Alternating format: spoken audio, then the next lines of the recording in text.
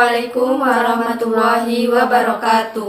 Perkenalkan, kami dari kelompok 5 akan menjelaskan materi hukum Paskal. Sebelumnya, perkenalkan, nama saya Melanie Eka Widianisi. Nama saya Yovita. Nama saya Oksania Azizah Makabani. Selamat menyaksikan. Sebelum kita masuk ke hukum Paskal, pernah tidak sih kalian berpikir, mengapa ketika kita memompas sebuah ban sepeda, ternyata ban akan menggelembung secara merata? Kemudian saat di tempat pencucian mobil, bagaimana seorang pekerja pada pencucian mobil dapat berdiri di bawahnya? Kok bisa mobil itu terangkat padahal beratnya bisa 100 kali lebih besar dari berat pekerja tersebut? Pasti kalian pernah berpikir seperti itu kan?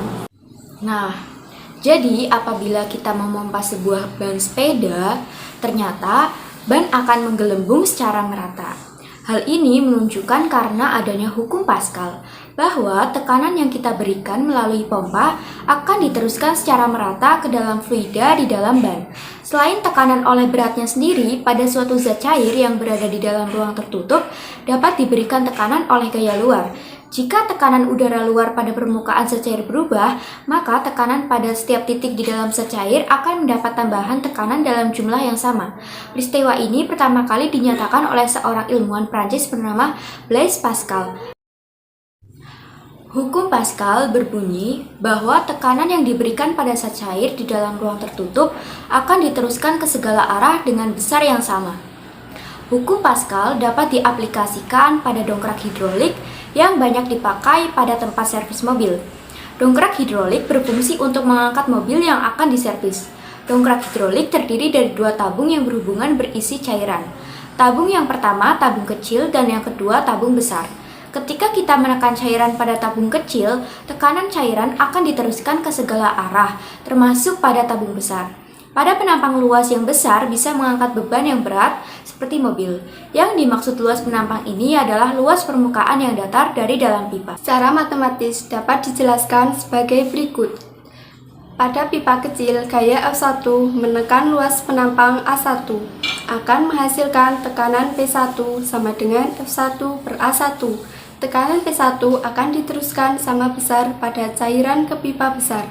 Tekanan pada pipa besar kita simbolkan P2, maka P1 sama dengan P2, sehingga dapat kita turunkan menjadi F1 per A1 sama dengan F2 per A2. F2 adalah gaya atau beban pada pipa besar, A2 adalah luas penampang pipa. Supaya kita lebih memahami materi ini, mari kita mengaplikasikan hukum Paskal pada soal berikut ini. Pada dongkrak hidrolik, tabung kecil dengan luas penampang 10 cm persegi diberi gaya 10 Newton. Hitunglah besar beban yang bisa kita angkat oleh tabung besar dengan luas penampangnya 0,5 meter persegi. Selanjutnya diketahui juga gaya penampang kecil F1 sama dengan 10 Newton. Lalu kita akan menghitung beban pada tabung besar. Besar beban dapat kita simbolkan F2. Kita tulis secara matematis hukum Paskal. F1 per A1 sama dengan F2 per A2. Maka kita masukkan angkanya terlebih dahulu. 10 Newton per 0,0001 meter persegi sama dengan F2 per 0,5 meter persegi.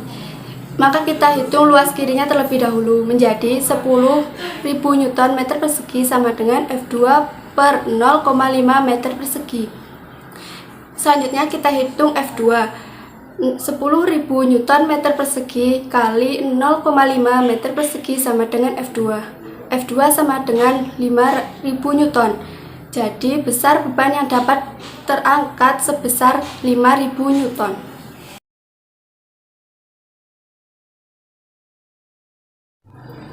Penerapan hukum Paskal dalam kehidupan sehari-hari. Yang pertama ada dongkrak hidrolik, terdiri atas dua tabung dengan ukuran yang berbeda.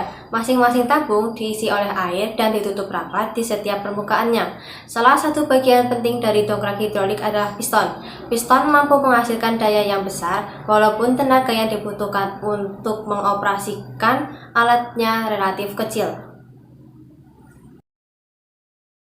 Yang kedua adalah rem hidrolik, disebut sebagai rem cakram. Rem ini memiliki pipa hidrolik yang diisi minyak rem untuk membantu melakukan pengereman.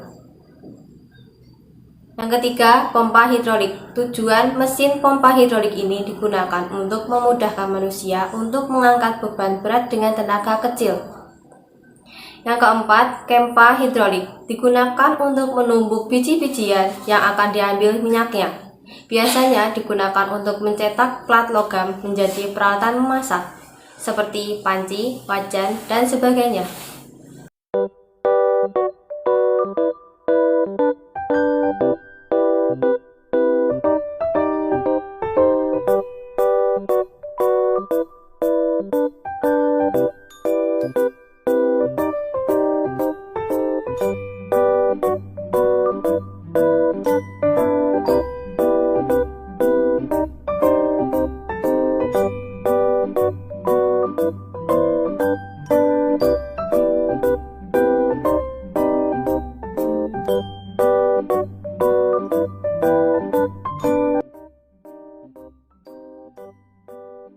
Prinsip kerja dongkrak hidrolik ini, saat piston atau suntikan kecil diberi gaya tekan, gaya tersebut akan diteruskan oleh fluida air yang terdapat di dalam pompa.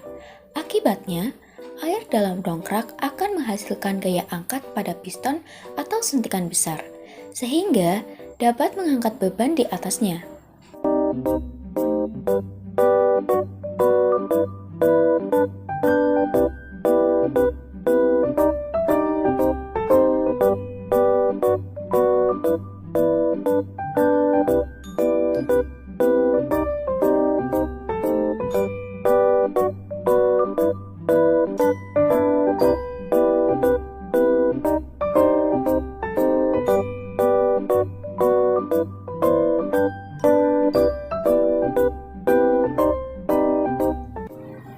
Sekian video dari kami, semoga dapat bermanfaat bagi kalian semua.